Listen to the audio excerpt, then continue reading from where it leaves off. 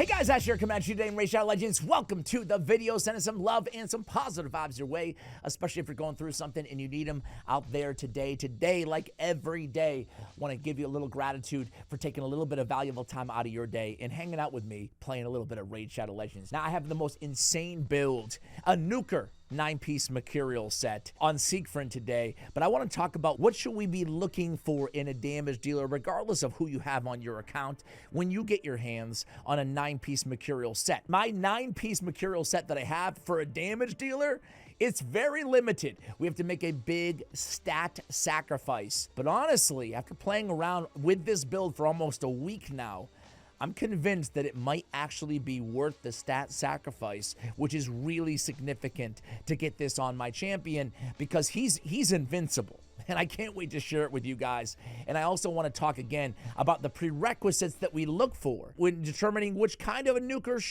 could we put a 9-piece mercurial on, because immediately when you think about 9-piece mercurial, you go to support champions. I've already done a video on Lady Noelle and 9-piece mercurial. It was bonkers. It was super fun. But what about damage dealers? You know, does it work with damage dealers, especially over the next couple months where you guys, along with everybody else, is going to get their hands on some real viable 9-piece sets here as they continue to progress in Grim Forest. This is a little appetizer for you guys. I want to go ahead and craft a mythical relic. You know, it's been a while. I've got some discovery. I'm going to mix it with a little bit of Forge Pass. There we go.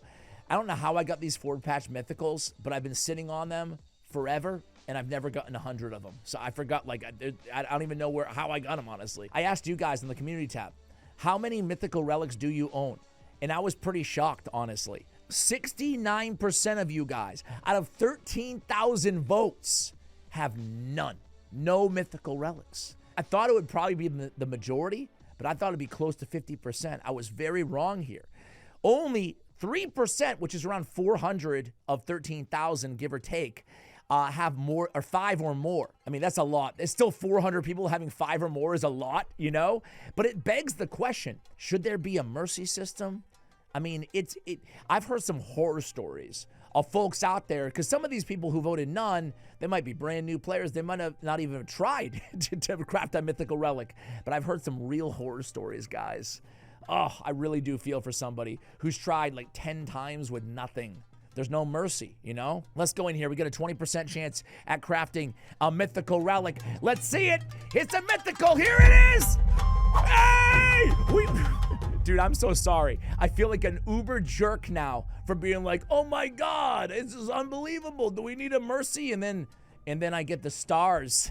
Honestly, the stars are very freaking good. Very good. Resist HP accuracy. Whenever an enemy's turn meter is increased, the wearer increases their own turn meter by 10% of the enemy's turn meter.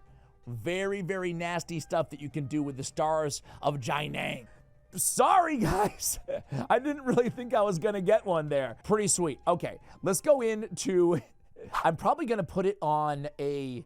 I think the Stars of Jianang, or whatever the heck it's called, I think it pairs very well with supersonic gear, you know? So I could put it on my Star Sage Galathir, although I'd have to sacrifice speed, but I'd be getting resistance. I don't know, you could obviously just put it on Fabian as well. The thing with Fabian, though, is this wand is so good on Fabian, right? Less polymorph nowadays, but anyway, I digress. Who would you put it on if you were me? You get a lot of turn meter out of that bad boy. Supersonic, temporal chains is a really nasty combo. And I think that might have been my 5th, honestly. Right there, I can join the 3% club, I guess. Let's talk a little bit about 9-piece mercurial sets, guys. What are we giving up for a damage dealer? We're giving up a lot, especially an attack-based damage dealer. The only damage scaling stat here, well, with apologies to Joan with the resistance, right? A few champions actually have speed. Does Ghostborn have a speed on his A2? Yeah, he has speed. He has speed only on the A2 on Ghostborn. Hey, the rabbit. Why am I totally drawing a blank on the damn rabbit? What's his name? Razovark. He scales from speed 2. But back on track here. Mercurial 9-piece. We're giving up a lot here. We're giving up a lot of damage stats. First of all, scaling stats. All we have is HP 15%, so putting it on an HP-based damage dealer, at least you're getting a little bit of HP, not a ton, but a little bit. We're getting no attack. We're getting no, more importantly, ignore defense. Sure, Joan of Arc. She joined the Luminant, scales off of resistance or damage. There's a few champions. The A2 of Ghostborn scales off of speed. Razovarg's damage scales off of speed. There's one or two more out there, but really, we're not getting damage stats. Most importantly, we're not getting ignored defense here. So we're giving up a lot to put Mercurial on, and we're probably going to have to be giving up some stats too, because our Mercurial gear is not going to be that good compared to our Savage and our Lethal and our Merciless gear as well. So the first thing that we're looking for is a nuker who has good built-in ignored defense already, so we don't have to rely as heavily on the artifact set itself. Now, we are getting a lot here too. Getting the 3 total guard stacks at the start of the round, and then we're getting another total guard stack at the start of each turn as well. Now, Siegfried, he has ignored 50% of the target's defense right on his A3 ability. That's beautiful. With Helm Smasher, which we do have, we can ostensibly get a 75% ignored defense if it procs, but we also have Cat's Gaze on him, so we get additional ignored defense, 18% at that, against targets that have higher max HP. He has around 60k HP. That's going to help us out tremendously as well. So we actually still have a lot of ignored defense. Now, I wanted to go in with Xibia's Servitude, the relic out there that doesn't allow an enemy to land a weak hit against them if their HP is below 35% at level 15, right? That would have made him just absurdly unkillable. Invincible is the better word. But I really wanted to retain a bit more of the ignore defense, so I decided to go Cat's Gaze. Do you think I made the right call there? Let me know. But yeah, honestly, you know what pushed me over the edge? Is having to pay. How much is it? It's criminal how much they charge, man, to move over one of these damn relics. Are you ready? 960? Yeah, no thanks. I'm not going to pay that even to experiment. I went with the Cat's Gaze. I think it was the right decision here. I have for gemstones more damage under CC debuffs. Every time we kill an enemy, our damage goes up, yada, yada, yada. Our crit damage increases for each enemy who's at 50% HP or lower as well, which really plays into the A3 of Siegfried. What's the other thing that we're looking for damage dealers when entertaining the idea of a 9-piece Mercurial? Well, it's the failsafe. It's the prevent death failsafe somewhere in their kit. And Siegfried has that, but he has a lot more too. I think the Siegfried might be the perfect dude for this 9-piece set, and we'll talk about why in just one second. But the failsafe, stay the blade. If this champion's about to get killed by a fatal hit, blocks incoming damage and places a block damage on this champion for 2 turns. Heals him by 50% and fills his turn meter by 100%.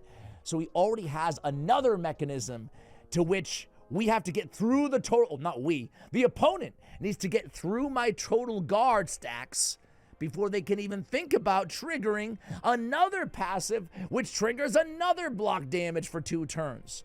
And then we're going to stack another element on that in Ward of the Fallen. We're going to put some bone armor on him. Why not? Now, the bone armor is not going to make the biggest difference out of everything here, but we've got bone armor now with the total guard, with the passive, just to make my point real quickly, and then we'll talk about the magic of Siegfried in this build. Any champion, there's a lot of them, right? Cheshire Cat, just picking up the first guy that came to mind. Any champion that has already, whenever this champion is about to receive a hit that would drop his HP below 20%, blocks that damage and plays a block damage and a perfect veil on this champion for 1 turn. We're adding another element of protection in addition to what they already have, because total guard alone isn't enough for a damage dealer, for me, to give away all the ignored defense. I want to stack those layers of survivability, of annoyance for the opponent. Now, just as a side note here, we're seeing the meta already early on here. We're seeing multiple hitting champions start to emerge as a counter to total guard. I'm talking any champions, even support champions that have 3 hits on their A1 just to get rid of the total guard stacks, right? I'm just going to go to the extreme example. He's certainly not meta, but a champion like Tree Shield Not. No one's running him in the arena, but the point here is he's a support champion with a triple hitter on the A1. I'm actually seeing a little bit of Raglan in the arena right now because she has a triple hitter on her A1 as well and got a big buff. So champions like this are emerging as options to deal with the pesky total guard that's about to be littered everywhere in the meta right now. All right, Siegfried, I just want to show you the rest of his build and talk about why this is magical. Ward of the Fallen.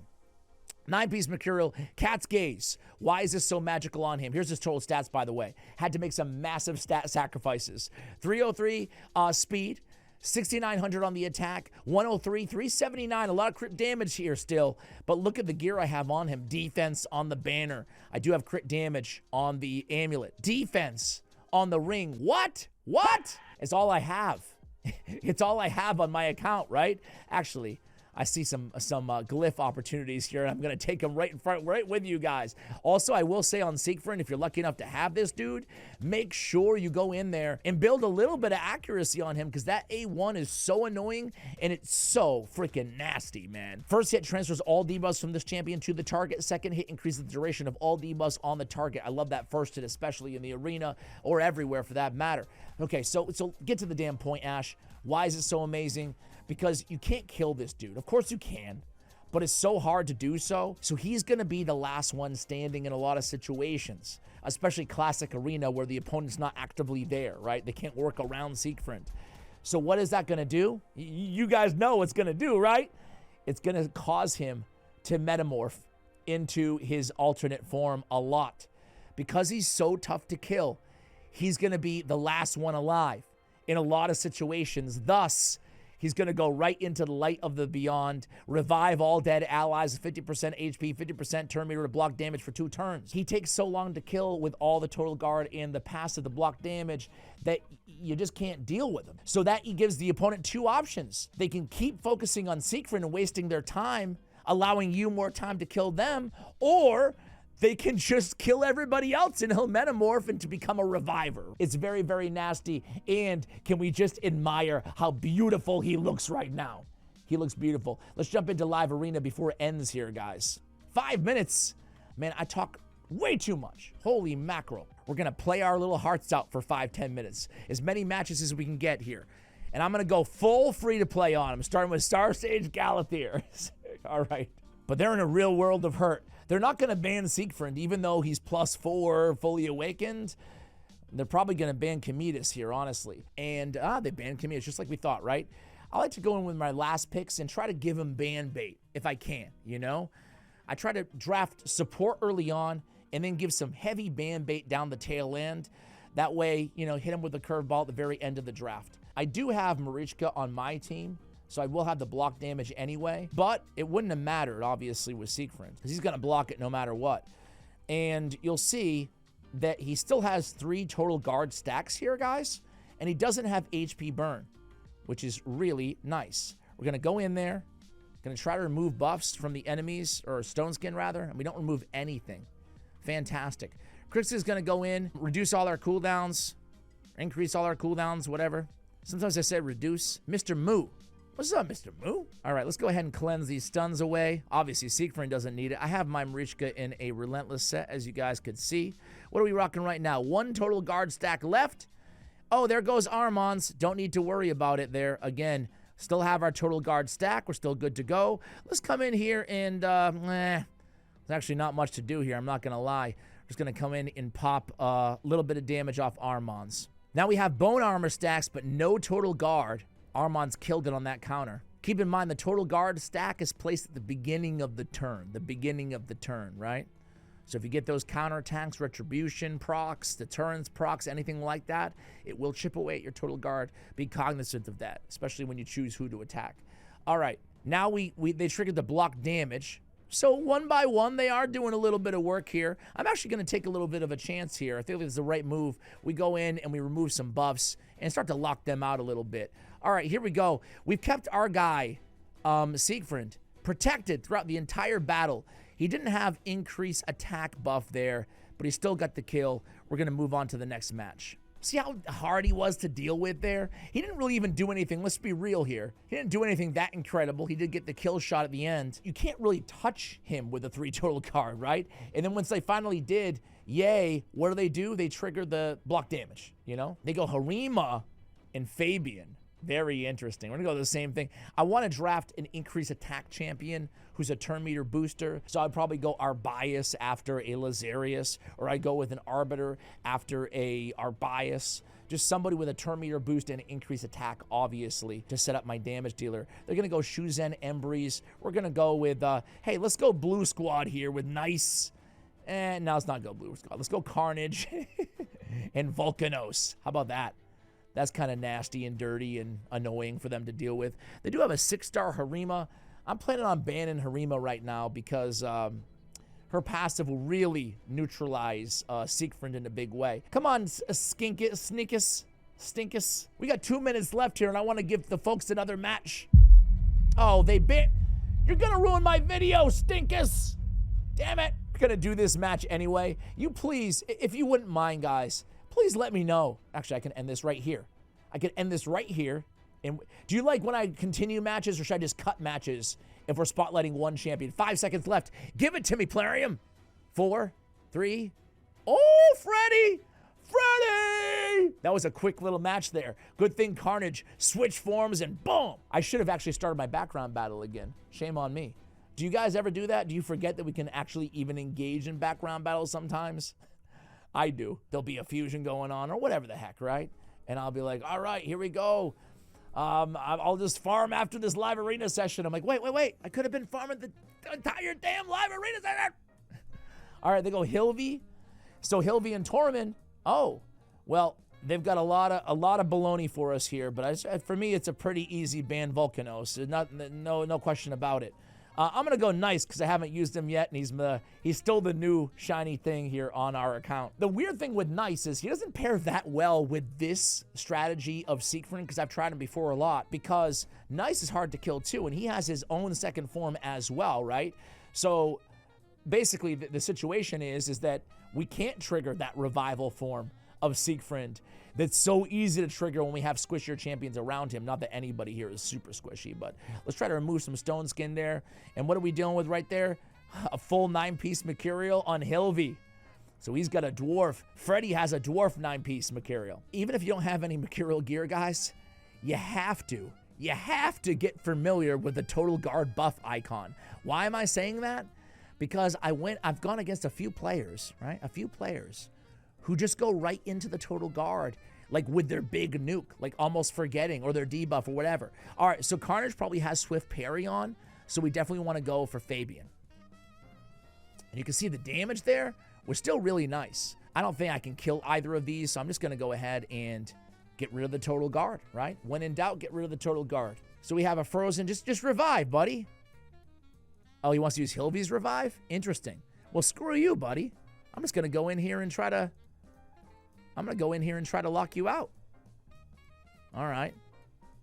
Well, Hilvi can't revive now. Siegfried, I think he'll get a turn here. Well, I know Laz will get a turn. We're going to reduce that turn meter right away. Poor Nice hasn't even got a turn yet. Siegfried, go up. All right. Yeah, get that turn meter back. Get that kill. It's okay. Still didn't get a turn. There it is. All right. Well, hey, honestly, I'm not going to lie. It's a little bit of a crapshoot when we do these live arena battles, you know? But it is what it is. We didn't have any, like, in crazy matches there, but we did get all dubs, so that's important. What I'm going to do, guys, I'm going to push to Platinum, and I'll be right back. All right, guys, so I climbed to what would be Platinum Arena. But Platinum Arena is over. We're in the calculation phase right now. It's locked right now. So this is ostensibly Platinum Arena. So let's just go in here against some of the hardest teams that we can find, usually towards the bottom. Artemis is one of the top players in the game, so we'll start with him. He's rocking a Taurus, Marichka, Nice, and Crixia team. I probably should have switched my team up, to be honest with you guys. I am rocking a Lazarius, a Fabian, Siegfried, and Predator team. So they go in, they reverse the lockout with Crixia. We're going to go in. We can't kill who we want to kill, Marichka first, but I am going to test out some damage here. Not bad at all, right? Like really solid damage with that A3 still. The A2 you definitely notice. I'm not going to lie to you guys, without the ignore defense, without the Savage or Merciless or whatever gear I was going to be normally rocking there. Let's just go stay away from the big fella and revive there. Now, with the... I should be able to kill Nice right now. I don't know if I can pull it off, hit hard enough, but if I can land the... Okay. Well, we tried, though. We tried. Let's just go in there. Big nuke will kill there. Fantastic. All right. It's the battle of Nice versus Siegfried, right? I don't want a smart disc. I'm just going to A1. Get the kill there. Get the revive. Go in. Yeah, I mean, we have the Total Guard anyway. So the bad side, the downside of this is we kill everybody, but Total Guard is removed. but then we have the block damage, right? So it's really nice though. We're going to boost our turn meter. We're going to get in there with it. Look at the A1. You can definitely tell that damage is lacking comparatively, right? Smart Disc really smacks. I'm just going to go in with it, even though it's not an AoE. We still couldn't get that damn kill, though. I'm going to sacrifice my revive, which is actually available. I need to go in there for the turn meter reduction. And we still don't get the kill. And he kills everybody. Nice is broken, but this is exactly what I wanted you guys to see, right? We have the Invincible Siegfried on our team. Look at Taurus's HP, man. He's lucky, that son of a jackal, that he has that that he has that block damage up right now. Let's see if we can't kill 2 of these guys. Okay, we'll take 1. Increase cooldown. That's even better. Now let's pop them. Come on, get the kill. Get the kill. Can I get him with the A1? I have block damage for a turn anyway. Let's try it. Oh my word, I cannot kill Nice, man. Can I get that kill? We can't. He's got to have the Zibia, obviously, as well. But it doesn't matter. We're going to remove everything, kill Taurus. Artemis, man. Zibia's Servitude. You can't get critical hits. It's the same nice build that I'm using as well. With the 6-star Chain Breaker and the Zibia Servitude. You can see how annoying he was, right? All right, here we go. Here we go. Gonna go in. This time, Fabian, a lot more effective against this team than he was the last, for sure. Crixia can hard counter Fabian, so you really shouldn't go into a Fabian team. Or a Crixia team with a Fabian, excuse me, if you can help it. Let's get a little bit of buff removal here. Let's try to neutralize. She'll take it there. Let's put our sights on. Oh my God, Predator. Still in the show, Pred. Any of these teams we can pretty much face. Let's go against this team, though, because they've got a little bit of different thing going on with Nell. But we can counter Nell. We've got the freaking total guard every single. We have 3 stacks, right? So we can actually go in here. We can still get that speed boost. The rest of the team is going to take a lot of damage. They'll all die, but we can clear the way for the big fella. Let's go in with the, do I really want to burn the AoE? Nah, just for a shot at Yumeko? No. Well, I should have burned the AoE, actually. My bad on that, because she's going to put it on burn anyway, right? But it doesn't matter. I don't mind that they're going to kill everybody on my team. It doesn't really matter. They can't do much damage here. Now we can go in with the AoE. Get a kill or 2. Fantastic. Get a 3 kill. They're going to get that revive. They need to burn it anyway at some point. Necrosis, it doesn't matter. Poisons, necrosis, we're going to transfer. That's the transfer on the A1, right? He's already going to be dead. They have no cleanser on the team, so let's start chipping away on the reviver instead, right? A1 not hitting that bad there. Word of the Fallen coming in. I don't play a lot of Word of the Fallen outside of Rotos, honestly, on the account, so kind of new to me to be counting on Word of the Fallen like this. Look at those counterattacks. Those are really annoying, huh? All right, so there we go. It's going to be revive time. Revive time. All right. Beautiful. Keep putting in work, Pred. Let's just get that kill shot there, Laz. Let's get the kill shot. There it is. All right. Let's go against this team here. You know you're eyeing them. They've got the Donnie, the Leo, the Pred, and the Star Sage. This is not the team for my team. I'll be real with you guys, but I want to face them anyway. We do have some things going for us, namely Lord Entertainer Fabian. But 2 strong force affinities like this is not ideal, right? So Donnie has that passive, keep in mind. So we're just going to go in with the AoE there out the gate, and we'll get that turn meter back anyway off the AoE on the A2. We don't have the buff removal because we have blockage. And again, they're coming in here. They're all burning their best abilities. We haven't even used our passive yet. Going to go in there with a nice little nuke on that A2. I don't know. You think we can bust through that stone skin, guys? Yeah, maybe. Let's try. Boom. Nope. Okay. That was a really dumb idea, but I figured let's try it out. So now they've finally broken through all of our protection for Star Sage. Even his block damage is officially procced right now. So this is the most harm that we found himself in. I'm going to stay away from, obviously, the counterattack here. Leo has increased defense, unkillable, counterattack, everything in the world. But hopefully we can just go ahead and Hunter's Gale him and block that revive, which we can. Fantastic. Let's try to remove some buffs from Pred, and let's try to petrify Pred. We do. Fantastic. We can just A1 here. Yeah, the A1 isn't doing that bad if we can get the crit. And, hey, at the end of the day, we can just keep locking out. And even with my foolish mistakes, we still come away with the victory against that team. All right, guys, let's find a really nasty team. This one's pretty nasty here, right? Yeah, this one's pretty nasty. I'm going to switch to a Nell team. Excuse me, I'm going to switch to a Lazarius team to try to neutralize some of these passives, right? They all have super strong passives, especially Nell. We do have the wrong affinity, but let's give it a shot. Let's see what we can do here. Let's see what we can do with a Carnage instead of a let's boost right into Nell. Okay. So we can't land that yet. Let's go in and try to steal from Star Sage. They're gonna remove my buffs, that's fine. Gonna try to clear the way, try to get block buffs on them as well. Let's try to pop off Laz. Get a nice counterattack. All right. You can see they haven't been able to do much here at all. Even, I mean, it's over. Boom. Block revive. Well, I don't want to call, okay. Maybe it's not over, but it seems over, right? There it is. Now it's over. I don't know, guys. What do you think of the Invincible Siegfried? It's really fun to operate some strategies and maneuvers around this sort of a build, and hopefully it gets the juices flowing with you guys, the creative juices on what you could do with your account on whatever, you know, damage dealer or kind of a hybrid champion. What kind of unorthodox value can you extract from a champion by using a 9-piece mercurial build? Let me know in the comments below. Much love, and as always, take care, guys.